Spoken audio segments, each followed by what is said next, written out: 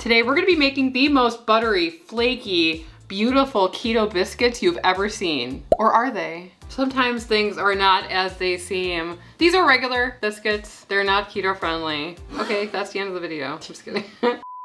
But don't leave. This is important because today we are gonna be making a keto biscuit recipe, but there's something a little off about it, and it's really important that you stay. Artificial intelligence is officially everywhere, whether it's in TV, in books, or even now, possibly the recipes that you're seeing on the internet. And that is the point of this video. Just like we baited you in with these, not fake, real biscuits, AI is doing the same thing on the internet, and you guys need to know that some of the recipes that you're trying and seeing are definitely not made by humans. So in the making of this video, we just started looking online to try to find the first AI recipe that looked too good to be true, and it was this biscuit one. It took about 5 seconds of us scrolling for it to pop up. And you might be asking yourself, why are the bots doing this? Well, typically they won't give you the recipe in the actual post. They're hoping that you're gonna click, and that click is gonna go to a website where they leave the recipe like a normal blogger does. But when you go to it, it's just, I think it might be AI robots, just like pumping out these recipes. It's kind of like a content farm. There might be one person that owns hundreds, literally hundreds of these AI website farms.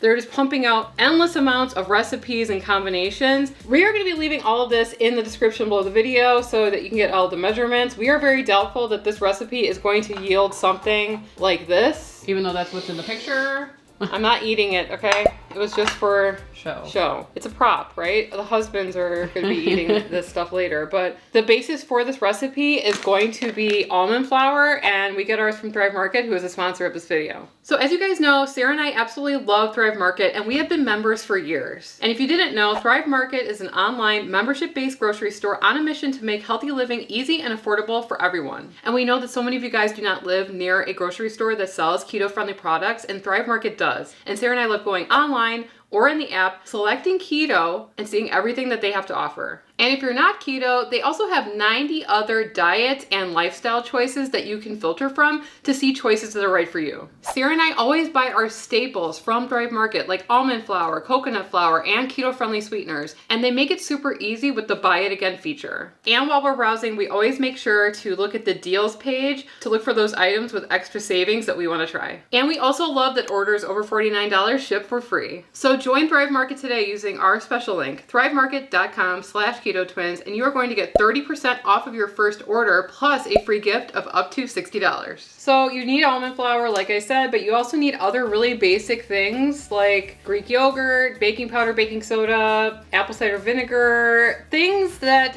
typically do not give you the normal flaky biscuit texture. But we always go into recipes with an open mind and an open heart, because we are the Keto Twins Test Kitchen, where we try and test recipes for all of you. And if you haven't subscribed yet, please do. It is my monthly begging session where I beg you to subscribe for free. It's just clicking a button, but it really does help support our channel. Thank you. Thank you. All right, first up, we're gonna be mixing our almond flour and other dry ingredients into a bowl. Next up, we're going to add all of our wet ingredients together. Why do you say it like that? Because I noticed that we forgot to add the optional sweetener. Okay. And sweetener. Eggies. I don't know if there's eggs in biscuits. I really don't think that there are, but, right? I don't think so. Oh, maybe. I don't know. I haven't made a biscuit in a long time. Yogurt. Greek descent. Almond milk, which is kind of random. Unsweetened. And apple cider vinegar. Why not? AI said so. So it has to be right. All right, now we're gonna be adding in our butter. You're supposed to be cubing in the butter and cutting it with a pastry knife. I am just going to use a grater with some frozen butter. You need 4 tablespoons. And I'm gonna try not to cut off my finger again this week. I cut my finger off, not off. I cut my finger with the Ninja Chop. Very sharp. It is so incredibly sharp. I didn't even notice it. That's how sharp it is. So we put this stick of butter in the freezer to make it extra frozen so that we could shred it like this, right? Mm-hmm. I've never done this before. We don't really make big biscuits. We don't really make biscuits from scratch. Or actually a lot of pastries here. Yeah. It's just because a lot of the times they don't turn out right and we just buy some. Right. All right, I'm gonna mix this all together. Because that This is supposedly- frozen, yeah, when it bakes, that frozen butter creates supposedly Air flaky, pockets. buttery air pockets. Layers. All right, we're gonna add in our wet ingredients. My face is itching.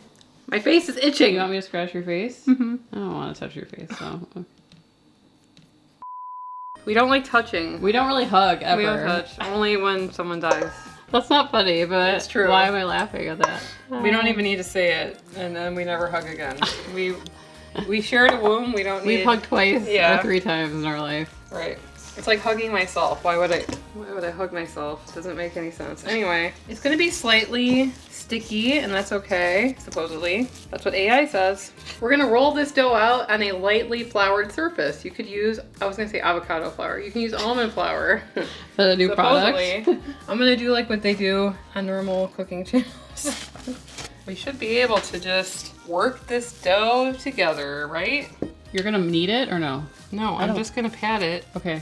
And I'm gonna roll it out. Okay, until Ow. a thickness of some sort or About an inch. couldn't find anything. Please be careful with this. Why? Because it's my husband's glass and I don't don't Okay, want it to says break you- off pieces of glass in there, so just be careful. That's 2.5 inches. Oh, whatever. Diameter. Circumference, right. No. It Okay, is- so the point is that you need to use a circular thing to get circles. Why is everything so stressful? I don't know. Because I'm just worried that you're not going to be able to get that circle out of the glass. Yeah, just why don't you make the shapes first and then move it. Okay, fine. And then we can also lift it out or, kind of peel it away from the sides or whatever.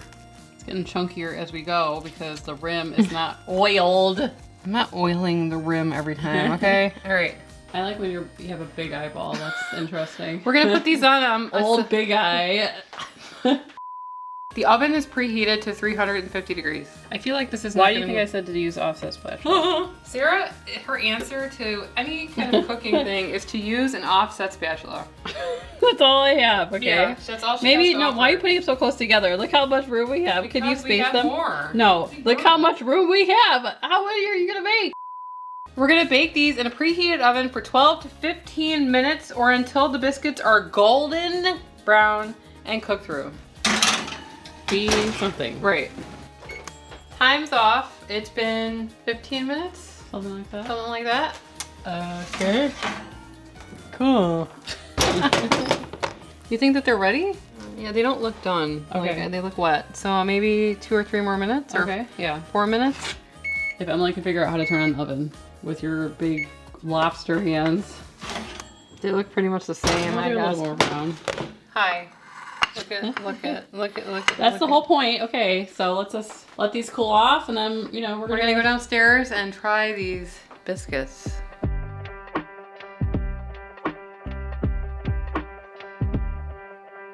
Yeah, these look totally different. Okay, so this is the fluffy. That's just the biscuit out of a can, and this is the supposed biscuit. Let's just compare this to the recipe. Oh yeah, put the rest of it here. We'll put the recipe on the screen, and yeah, I don't not see the one same. flaky layer. Let's keep this away. Yeah, we're not gonna be eating that. You know, okay, I'll admit something. What? We used to order gyros plates with salad. Oh, pita, yeah. I would smell the pita. Well, we eat a low carb tortilla. Right. Sometimes I'd rub the pita on the low carb tortilla. Don't admit that out loud. Why? It's actually not bad. No, it's decent. It's buttery. Mm-hmm. It's crumbly, it's buttery, it's not flaky. I think the underside is nice and golden and brown. Maybe we could have gone a little bit more on there, longer in there, maybe like a minute or 2. Mhm. I'm always afraid to overcook almond Right. flour because it can turn bitter really quickly. This might be nice like on top of a pot pie or Mhm. something, but it's not the same. Or this would be good as shortbread, like a shortbread strawberry shortcake. Mm-hmm. It's good. Mm-hmm. Is it flaky doughiness like this? No. No.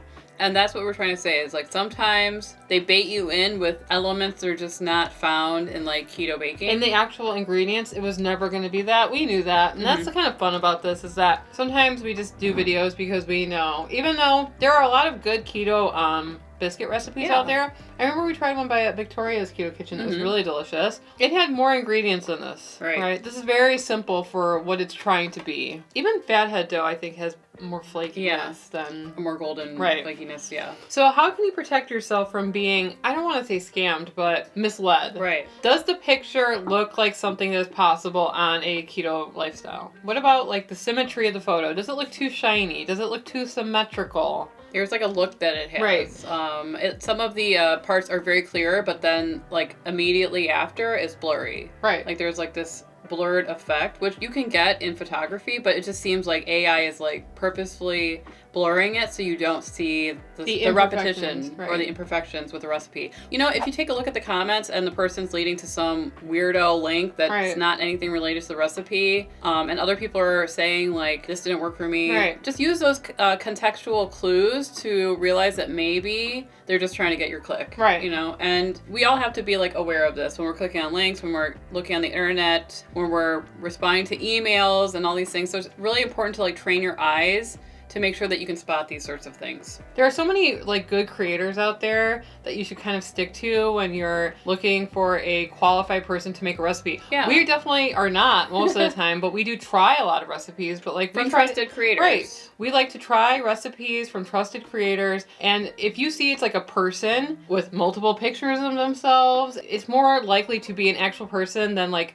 a bot farm running these pages. So make sure to follow creators that you know and support and interact with those people, because then you'll see more of their content and all the social medias won't be like sticking all of this random stuff into your bot feed. farm content into your feed, right? You have to like Curate you your have feed. to curate your feed by following people that you trust and know and like and interacting with that content so that you see more of it. And remember, a lot of times I don't know if I want to get into this, but like negative interaction on a post where you're complaining is still considered interaction. So that's called rage bait. Right. If sometimes they know what they're doing is fake and they know that it's not going to work out, and people complaining that it doesn't work is not hurting them. It still helping gives it them. the interaction they're wanting.